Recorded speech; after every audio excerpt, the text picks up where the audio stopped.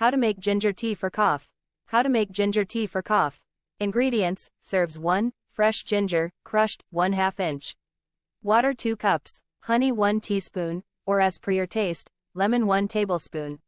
Instructions: heat water in a saucepan. Once the water comes to a boil, add the crushed ginger and let it boil for a minute on low heat for 5 minutes. After 5 minutes, the water would have reduced to half. Switch off the flame and keep it aside for 10 minutes. Add honey and lemon juice. Stir well and consume immediately. ¿Cómo hacer té de jengibre para la tos?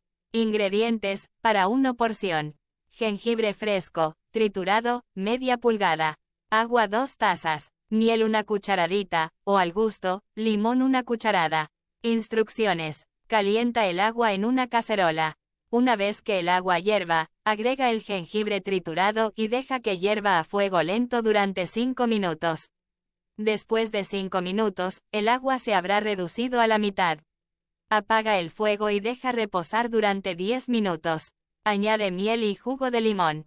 Mezcla bien y consume inmediatamente.